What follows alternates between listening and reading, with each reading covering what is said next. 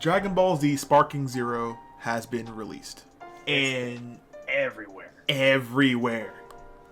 If you are on any social media, there is either a meme or gameplay of this game actively going. Yes.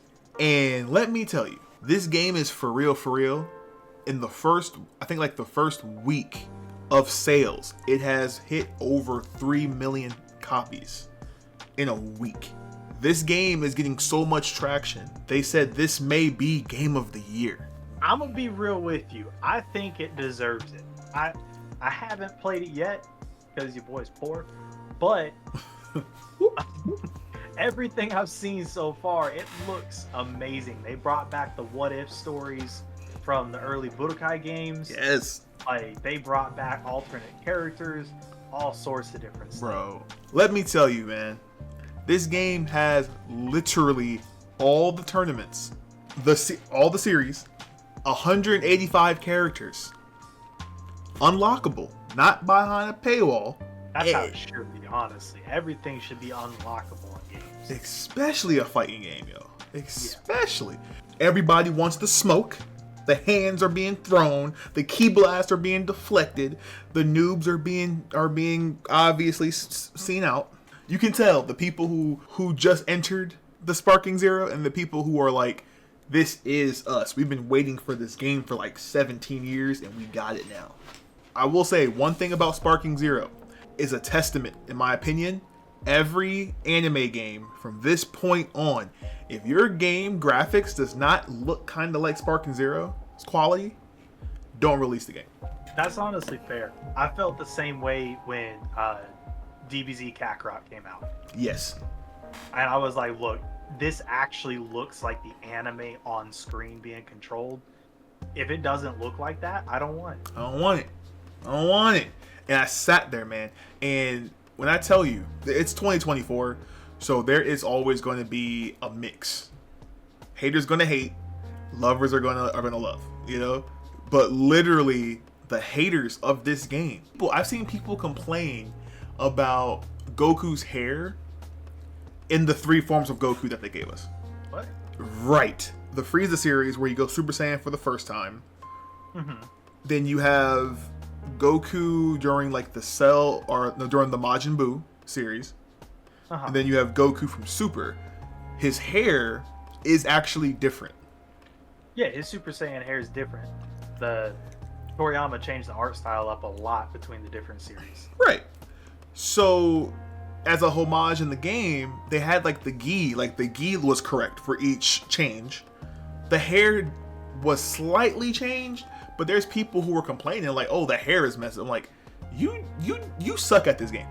If you are worried about some hair, that's facts, honestly. Bro, like what? Because like, honestly, that's really cool for them to put in that homage to the different art styles of the hair. Because Super Saiyan Goku didn't look the same through it all. Now, to be fair, Buu Saga art style easily some of the best art style. Yes. Like, I like it better than Super. It was the best of Z. The Buu Saga was something else. That's tough. I would say my favorite arc of Dragon Ball Z, the Cell Saga, is hitting those beats. I think the thing that cuts people off from that is the time travel situation. When people sit there and they go, "Oh, Dragon Ball Z is not as good as you think it is," it's like, no. Dragon Ball Z is a product of its time, and people seem to forget. Dragon Ball is a special story. There you go. My favorite two. Now, art style wise, I'll always be with the Buu Saga. Mm-hmm. My favorite 2 stories from Dragon Ball, though. The first one, and the reason I like this one is because it was the first time that everything felt real in Dragon Ball. And it was the King Piccolo arc. Yes. Because, yes, when you're going through it, Krillin's dead, Roshi's dead, Chaozu's dead, Tien's dead, and then he kills Shenron.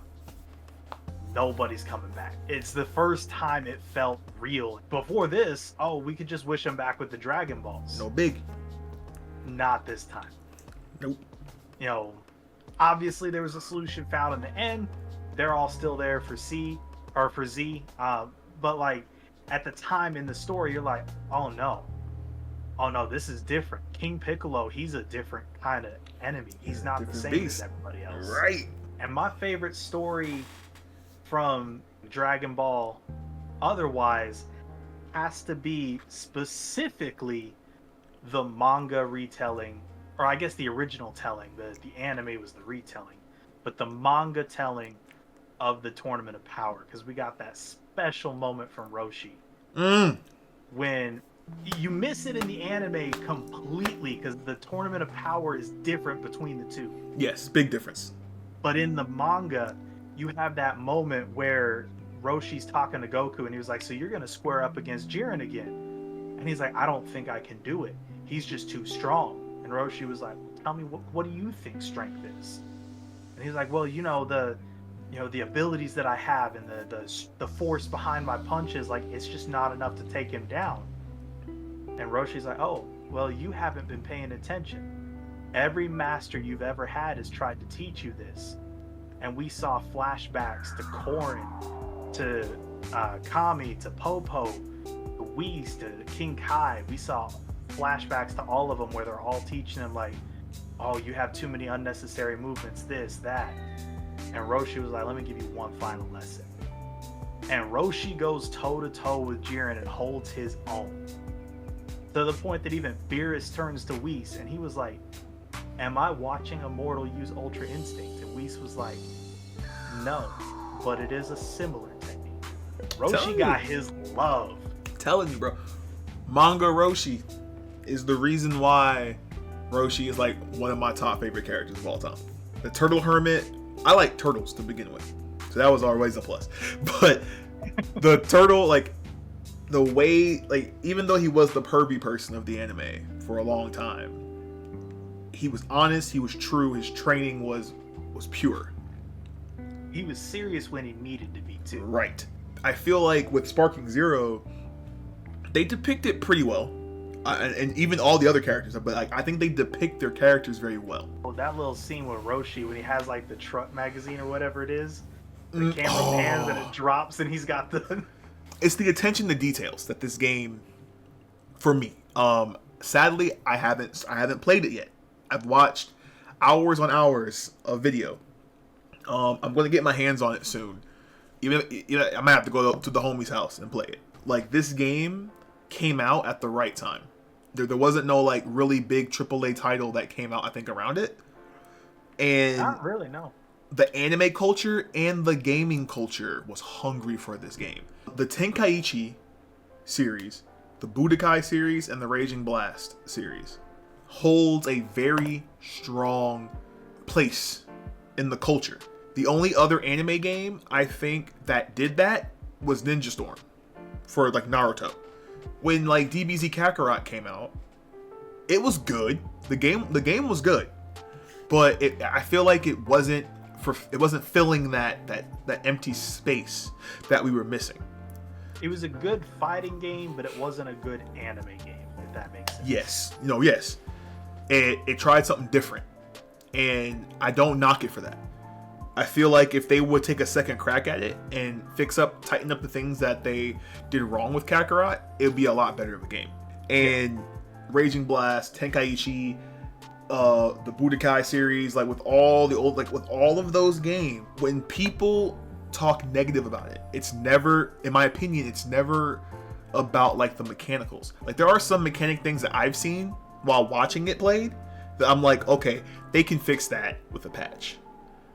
Maybe they didn't catch that. Like, there are some times, like in the martial arts tournament, where a graphic clip will happen because there's so much ki and explosions and all this stuff.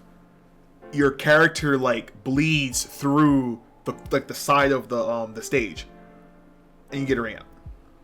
Things like that. Like, they can fix that. I want our listeners and our viewers to know. We did not look at Sparking Zero and think this was going to be filet mignon. Like we did not think this was going to be a AAA fine dining experience. We know this is spam. Okay? We know what this is. But damn it, we're going to enjoy it, and we are loving it. Do not mess this up. The please, culture, do not mess this up. Let this game have its moment. It may fall off next month. Next month, maybe nobody will talk about Sparking Zero. I doubt it, but who knows? But for right now, this has been the hottest game literally on the streets right now.